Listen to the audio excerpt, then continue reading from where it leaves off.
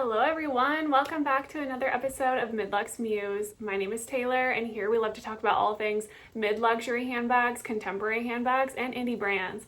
If this type of content interests you, please like this video down below. Please hit that subscribe button and I would be so grateful and love to have you.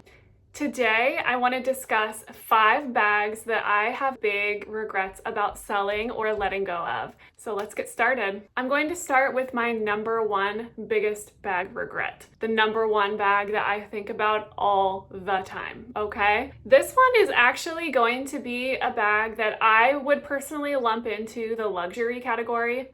I no longer own any type of luxury handbags. However, I would say this is on the lower end of luxury.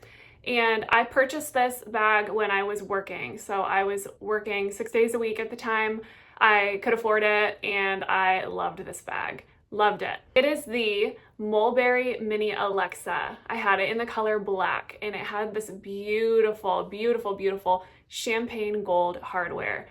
Guys, this bag, I don't know why I let it go. Well, I do know why I let it go. The reason why I sold this bag is because I was on my whole, I can only own one bag and it has to be the bag and it has to carry all the things and it has to do all the things. And what a silly way to think, because looking back, I actually highly regret selling this bag and I miss it so much. The reason why I ended up selling it is because I wanted the Mulberry Mini Zipped Bayswater.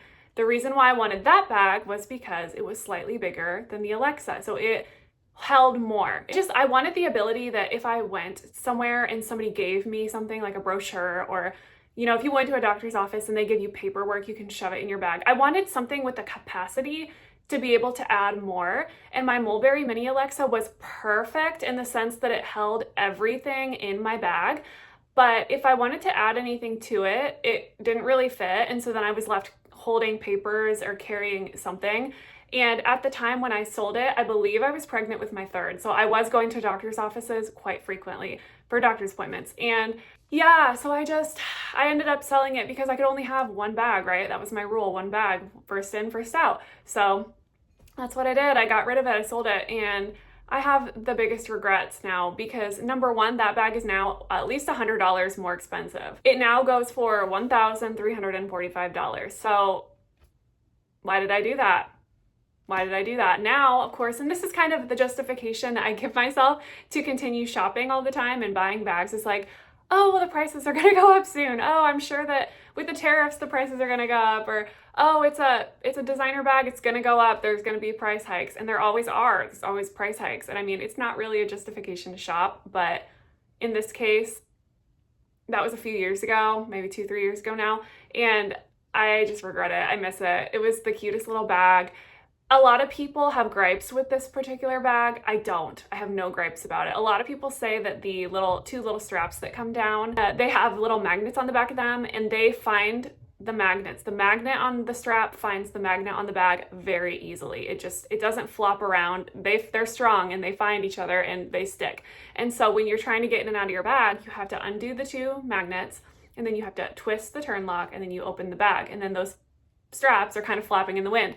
I didn't care. This bag, to me, I like that added security actually, because I don't know, the flap was really flappy. So it wasn't like you had to sit there and hold the flap up. You could fold it backward and get in your bag and get what you're wanting to get. And then you flap it back down, do the turn lock. And to me, the straps just found the locks on their own. I didn't have to really mess with it. Of course, it was an extra couple steps to undo each magnet every time you're wanting to get into the bag, but to me, I didn't care. I feel like that bag was everything. That bag was everything. And I just wanted something new. So I just had to get into a new one. And yeah, to this day, that bag is still on my list of bags that I want to buy. Will I purchase another one? I don't know. I'm not sure.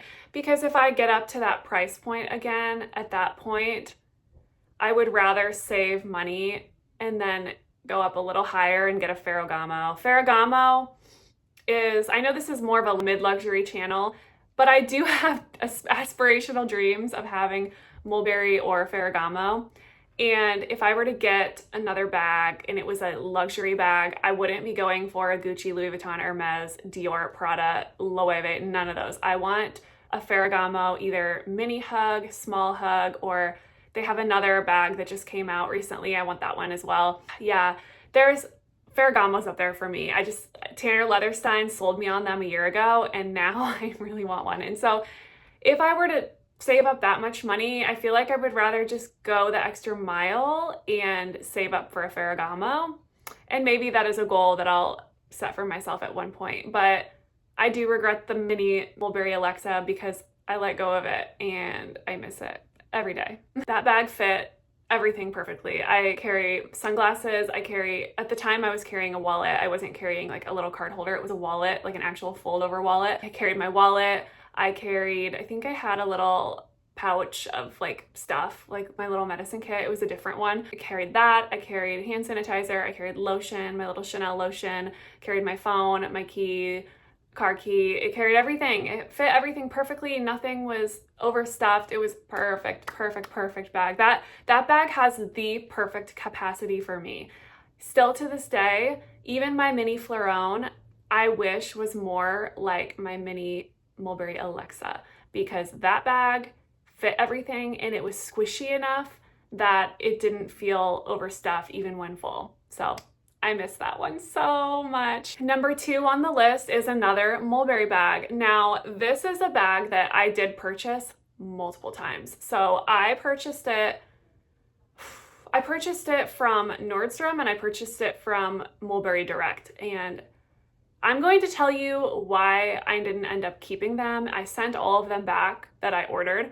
I'm going to tell you why I didn't keep them, each and every one, and I'm also going to tell you why I regret not having them now. The bag is the Mulberry Lily. It now retails for $1,495. So even just a step up from the Mulberry Mini Alexa, and it's smaller and its capacity is small. That was one thing ultimately that kept me from keeping it, was because it just fit less. The chain wasn't as comfortable as my Alexa. However, you could wear it on your shoulder, and you know I like a good versatile shoulder bag. Sometimes you just want to throw something on your shoulder and you don't want to have to worry about crossbodying it. And the Mulberry Mini Alexa crossbody strap is actually quite long, so it did kind of dangle on me a little bit. And sometimes you just want something sitting up a little bit higher and something that's just easier to grab. So I do miss that about the Lily. I think of all the bags with a chain that I love, number 1 would be the Mulberry Lily. That bag is so beautiful, and if you're a Mulberry fan and you love their bags, you know that this is a classic. They're made in England, which I think is lovely. I love it when a good heritage brand makes some of their own bags still, and this is one that they do currently still produce and make in the country themselves, where they were founded and established. So I will tell you now though why I didn't keep it. And it wasn't because the chain was a little bit uncomfortable to wear crossbody. It wasn't because the capacity was smaller, because to be honest, I could have justified keeping both bags. I probably would have. However, at this time when I was trying Mulberry out, I ended up sticking with the Mulberry Mini Alexa instead of the Mulberry Lily. So the reason why I sent the Lilies back. The first Lily I got, I had in the black goat skin leather. Loved this bag, you guys. The leather on it was very kind of shiny, kind of silky a little bit. Very pretty. I would say prettier than Mulberry's pebbled leather look. I enjoyed the leather on that bag more than my Mini Alexa, but I had an issue. I had a quality issue, and I've had quite a few quality issues with Mulberry. Despite the fact that I love this brand, they have had a few quality issues. So on my Mulberry Lily, I had a bag, the first one I ever got, and where they attach the leather to the leather through the chain, they weave it through their chain, and then it has to attach somewhere, right? You have to tack the leather pieces together somewhere within that chain. Where they did that, I felt like the threading was starting to come loose, and the leather was splitting. So you could see whatever they wrap their leather around, they wrap leather around it and they glue it so that you can't see the edges. Then they take that, they weave it through their chain, and then they attach it together with thread. Well, you could see the white in between where that leather was splitting. You could see what was inside the wrapped leather. And so not only was it kind of coming apart, you could see what was inside. You could see the white, either thread or material, whatever it was, you could see it. And I was so bummed out because I loved this bag. I think I had ordered actually a second one after that. I think I would have to go back in my orders and look, but if I remember correctly, I did order it again. I returned that one, let them know about the quality issue, ordered it again, and I just felt like the way that they attached that leather was sloppy. It didn't look good to me. I worried that over time it was going to split and it was going to come apart. And I was like, you know what? I don't feel comfortable at this price point to deal with that.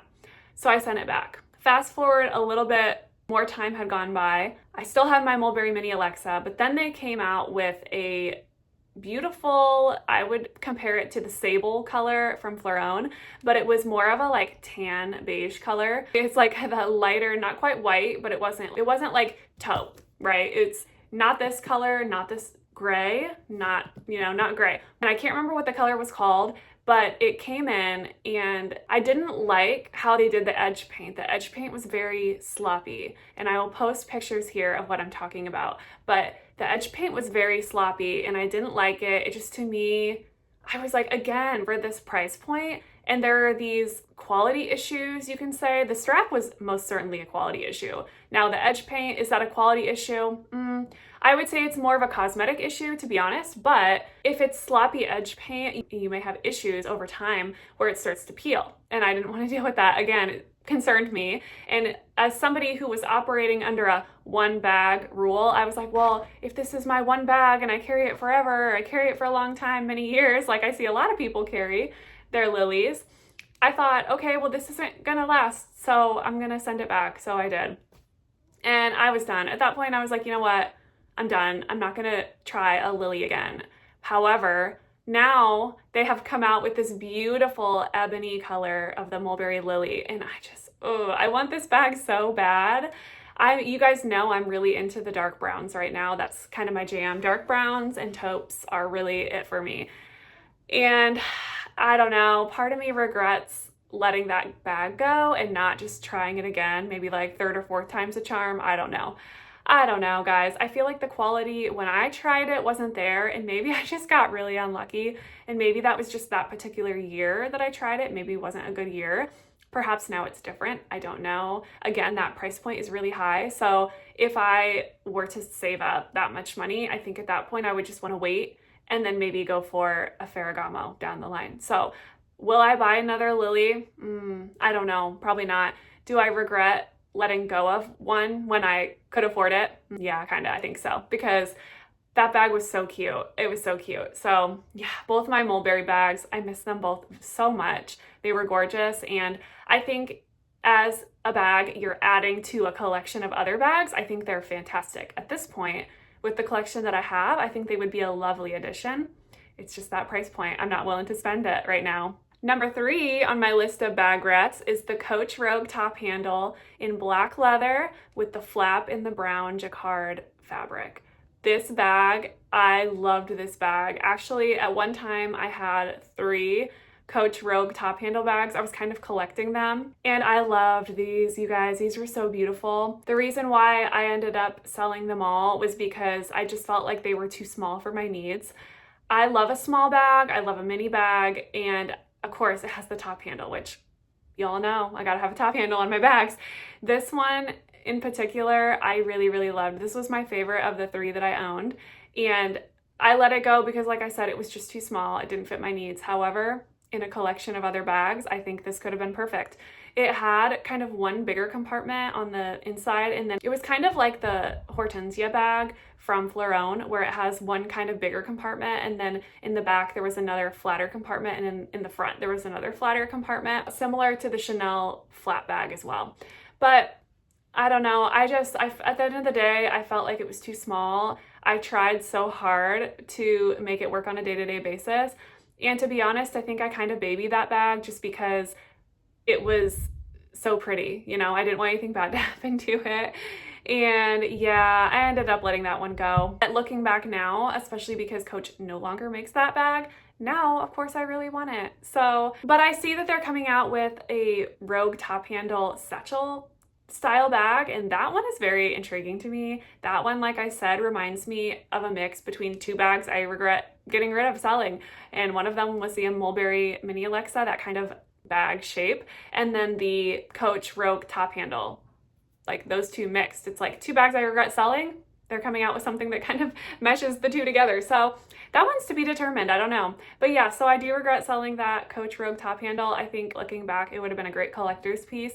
It would have been a great date night piece. It would have been a great going to the grocery store really quick piece. So yeah, I regret that one. That was a beautiful bag. Number 4 of the bags that I regret getting rid of or selling. Number 4 is the Coach Rogue 20. I had this one in the black leather with kind of the orangey tan brown leather lining.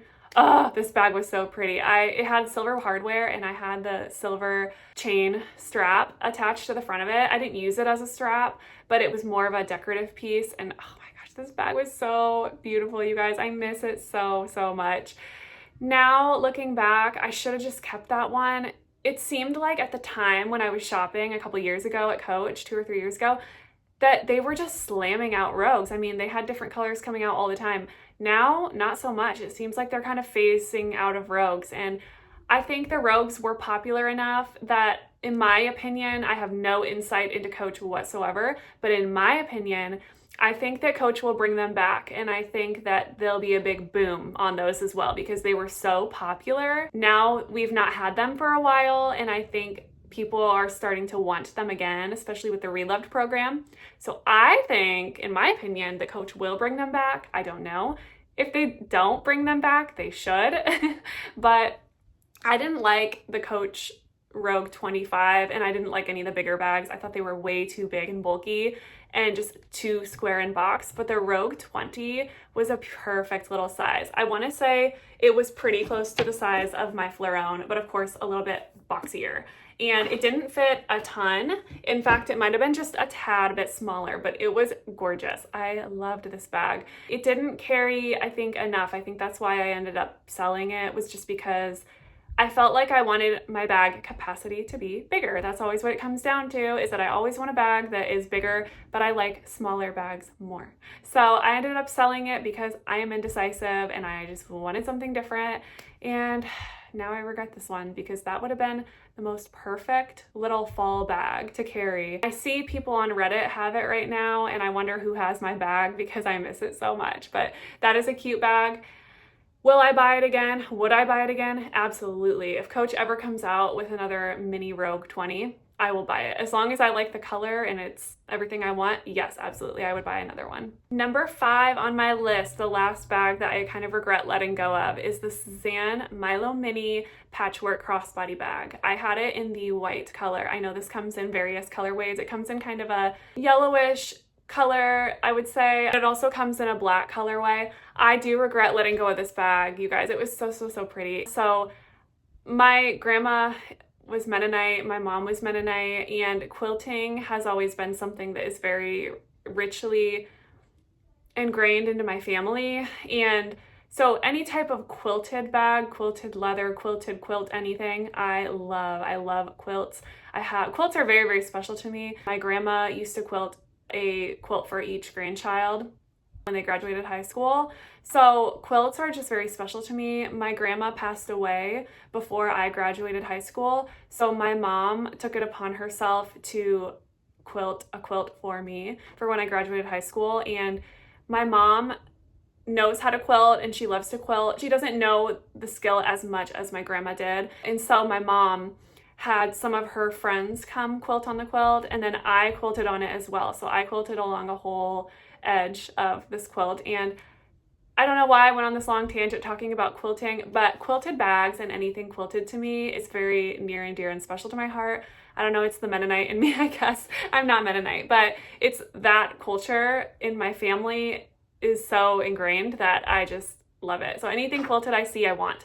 And I let go of this quilted bag from Sezáne, and yeah, it was a really beautiful bag. I will say the size again was too small. It didn't have a top handle, so of course that is something I don't like. You have to grab the bag by the bag. I don't like that.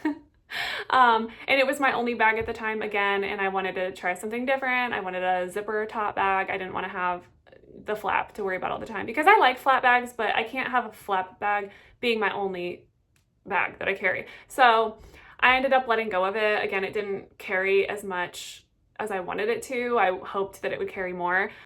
Yeah, and so I let it go. But as far as do I regret selling it, I do regret selling it just because it was so beautiful.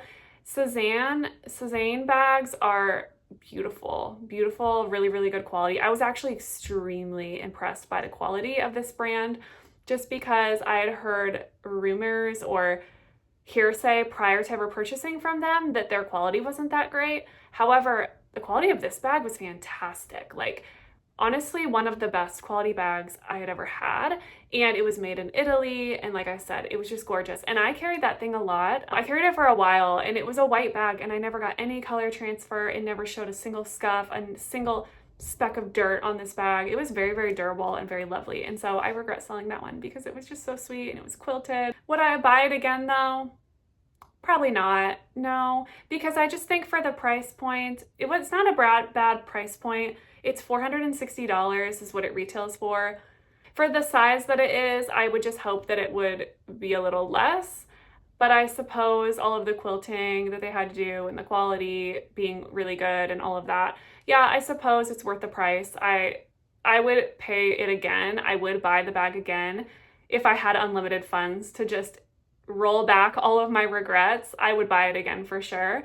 But I don't, and I'm curating a new collection now and I'm moving forward. So yeah, here are the 5 bags, you guys, that I regret selling.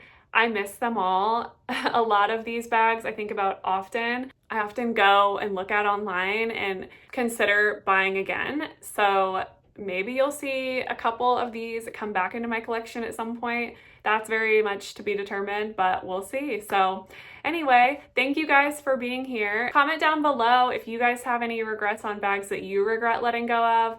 Did you end up buying them back? Do you have plans to buy them back in the future? Let me know what you think. Comment down below. And again, if you really like this type of content, please like this video, hit subscribe, and I would be so grateful and so happy to have you. See you on the next one.